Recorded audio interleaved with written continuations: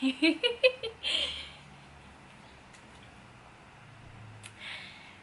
afternoon everyone, I hope you're all having an absolutely beautiful day so far. So today I'm going to be doing another Paint With Me Q&A video.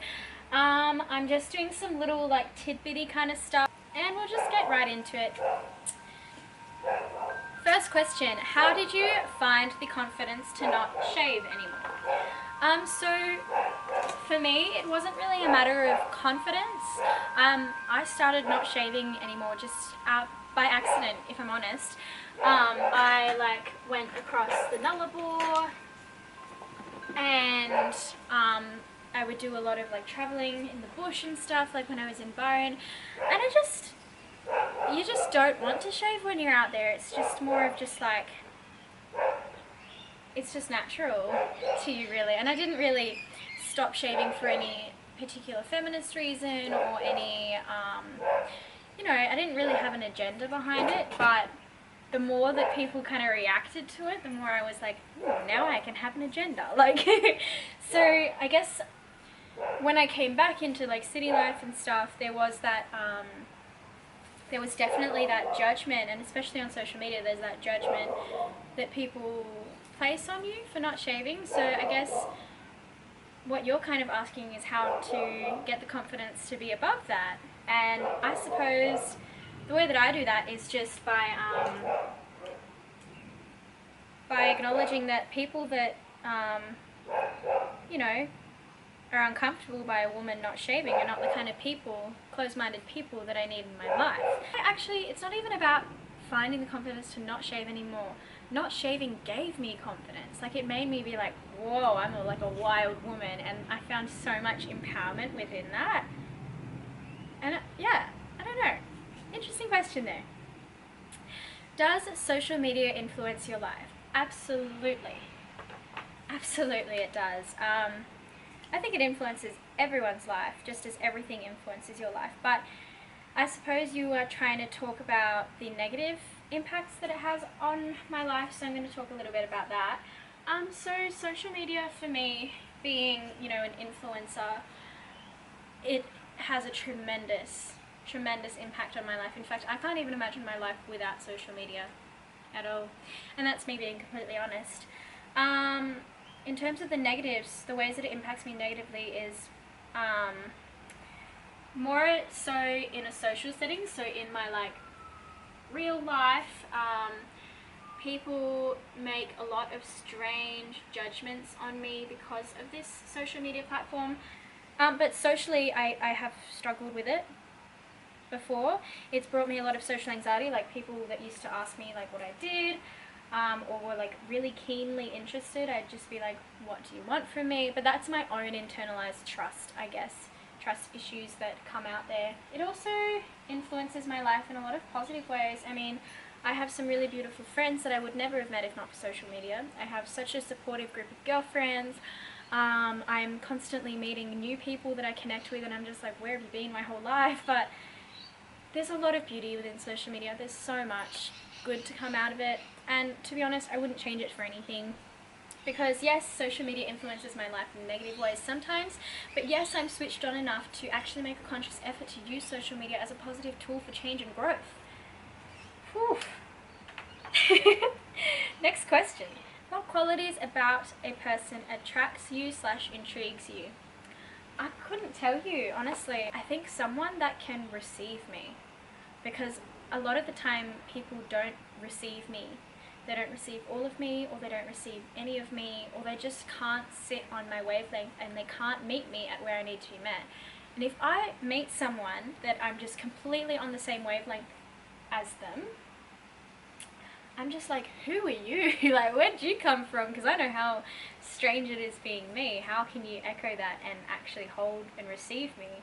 How to start loving yourself. Any ritual suggestions? So, I have so many tips on how to start loving yourself, how to kickstart your self-love journey.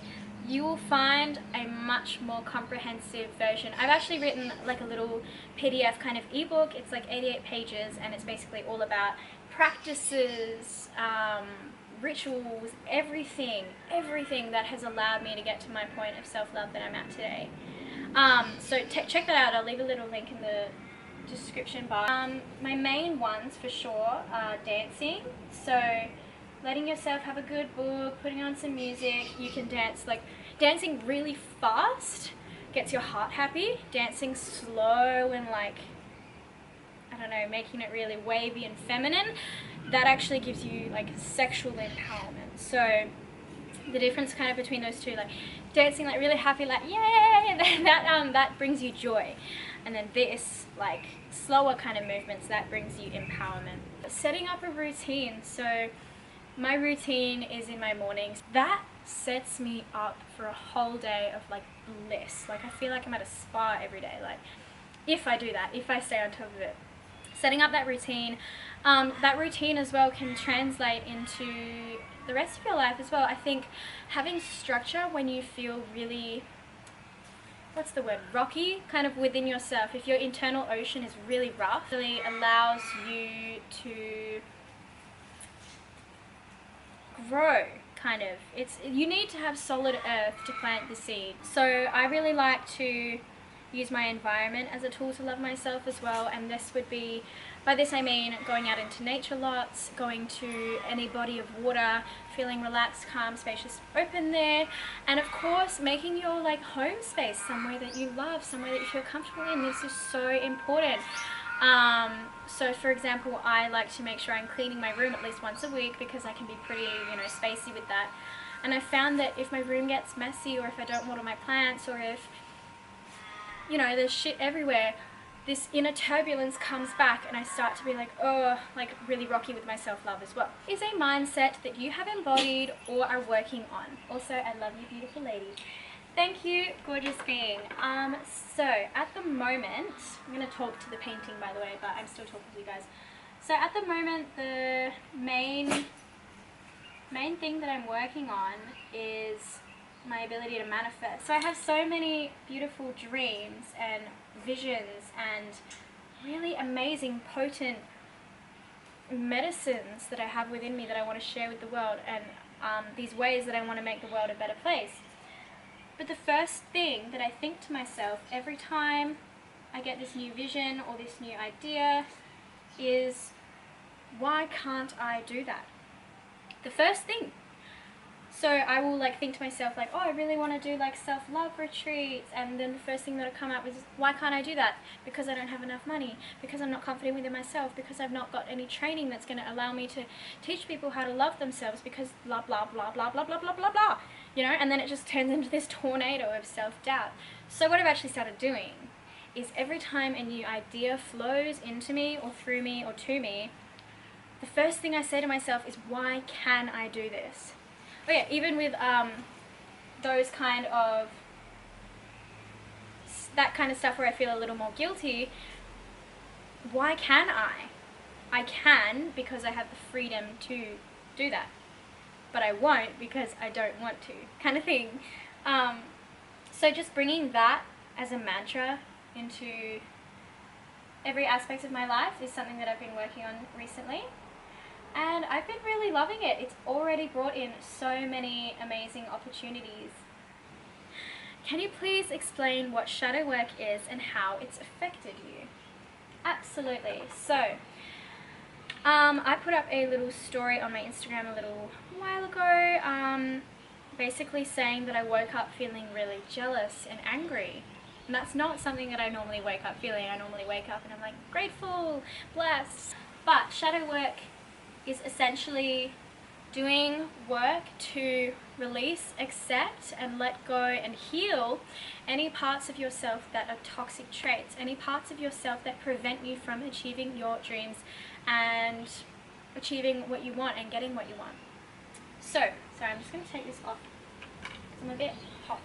For me is identifying any traits that do not serve me, do not serve my higher purpose, and working on finding the root of these traits. So going back into my childhood, going into dream work, going into meditation, figuring out why I have these beliefs and where they've stemmed from, going back into that shadow, journaling, processing, reflecting on it.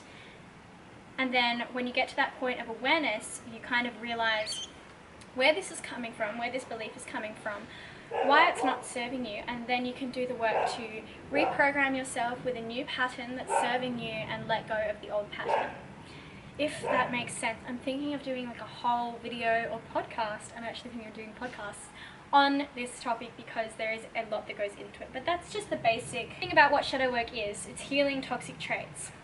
Just like light work is letting in love, letting in all this beautiful, potent stuff and giving out love, radiating love. Shadow work is getting internal and actually acknowledging all the shit that you're trying to push out of yourself, accepting it, integrating it, and healing it. Is the ego a good or bad thing? Neither. As with all things, there is good in it and there is bad in it. There is equal disadvantage as there is advantage. The ego, in my opinion, is bad, but it has good in it. It is good, but it has bad in it. Just as everything does, just as every person does, every fiber of existence does. So, the good parts of the ego is that it allows you to make friends. It allows you to express yourself creatively. It allows you to identify and grow into someone that you feel like you are aligned with. The ego is essentially the human that you are acting out in this life. So, by that I mean we're all spiritual beings having a human experience. We are a soul, a consciousness, a source that is in a human body, living a human life, doing human things. That is ego, that human. Therefore, how can ego be exclusively a bad thing when there are egos that do good? I think there is this real misconception about the ego because of that. And because of the word as well, if you say someone is egotistical, it means they're full of themselves and it means they are narcissistic, blah, blah, blah, blah, blah. That's when the ego is overactive, and that's when narcissistic tendencies start to come up. But, just as I said before, there's good in the ego as well. There's good and there's bad. It's just about learning to detach yourself from it, so when the bad comes out, you can say, that's not me, we're going to do the healing and the work to release that. Do you have experience with visions from your intuition coming true in the future? All the time. All the time. Maybe I'll talk about that in another video, but it's too long to get into right now. What is your favorite poem from CHRYSALIS? Sending so much love your way. So I've just run and grabbed CHRYSALIS. So Bambi, just because it's so incredibly raw and honest and real, and it's honest. Every time I read it, my heart breaks for myself. I think the real emotion in it is what I love. I love all of them. Every single one has a part of my soul. Every single one has a part of my heart. You know what I also love? I love chamomile, and I'm going to read it to you just because it's short. The parts of you that are hardest to love are the ones who need it the most. The people who are hardest to love are the ones who need love the most. Are you happy? And what does it mean to you? Sending love. I think that is a really interesting question. Am I happy? Sometimes. What does it mean to me? Happiness is something that flows in and out of me. Happiness is free to move within me and without me as it goes, comes and goes. I'm happy to do the shadow work and I'm happy to do the light work. But I feel truly happy when I am joyous. And I feel truly happy when I am nourishing my inner child and I am in nature and I am exploring. So I guess in that aspect, I'm not happy because I'm stagnant. Well, I'm not stagnant at all. Actually, that's a complete lie. I'm very happy.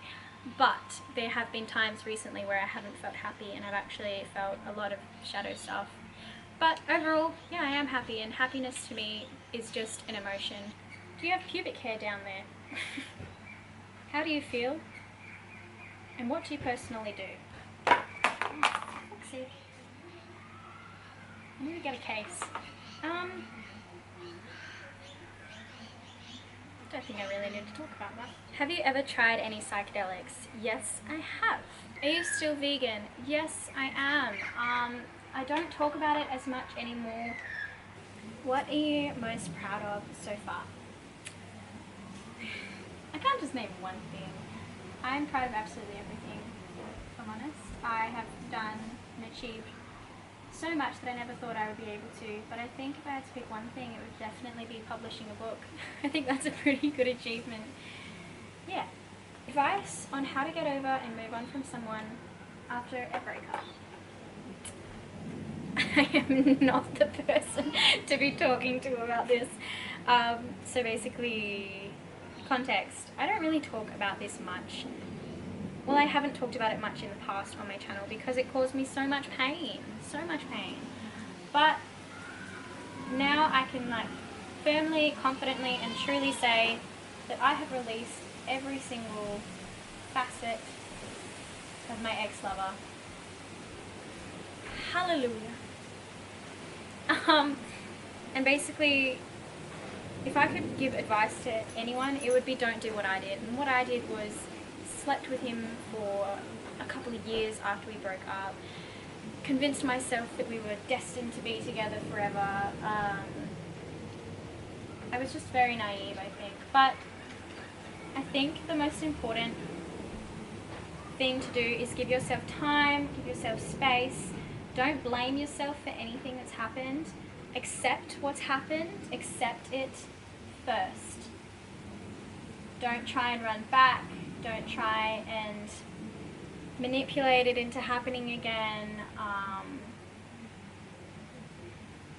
Don't think that there will be no one else out there for you, because that's what I thought, and you know, no one's come around yet, but I'm sure someone's going to. And if not, I'm happy with my independence, and I'm happy with my freedom, and I'm happy being able to express, know, and be my true full self, which I wasn't able to be with him. Do things that you love. Hang out with friends. Talk to someone. See a therapist. There's no shame in it. It's really good for you. Take yourself on dates. I honestly, this is a controversial one too. I know a lot of people nowadays tend to, after a breakup, do the whole find someone new immediately, find a distraction. I think this isn't wise. I think when you're finding a distraction, you're filling a hole that needs to be filled with yourself and your own self-love. So, for me, celibacy worked. Being completely celibate, not dating, not seeing anyone, not even like having that on my radar, I think worked for me really well. Yeah, I think I've done enough questions now. The sun has gone down, but yeah, I really enjoy doing these videos. Thank you guys for sending through questions, and I hope that you enjoy seeing them as well. I just realised I forgot to tell you what my painting is about, so I'll show them to you. This is my newest painting, and I haven't got a name for it yet, but basically it's got duality in it, so it's got the divine masculine and the divine feminine. And I've conveyed this by basically representing my two different sides of my spirit guides, I suppose, my divine masculine spirit guides and my divine feminine spirit guides. So I've got over here, we've got monarch butterflies, this tiger who has been coming to me a lot recently, and over here I've got the serpent, which represents the kundalini and divine feminine, and I've got owls, which are very, very potent for me, and of course these white little cabbage moths. In the middle here, it's meant to be like as above, so below, so the roots can actually be flipped this way, and then it looks like a tree going up here as well. So this is the tree of life, kind of, and of course it's got titties, because what's a painting of mine without titties? It's got the all-seeing eyes. Well, this tree represents, to me, source. It represents my consciousness in between these two things, something that remains eternal, grounded, and still. It's got a little yoni, because I've been really into yoni art recently.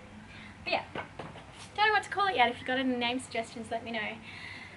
Thank you all so much for watching, and I hope I will be able to see you in my next video. And yeah, thank you as well.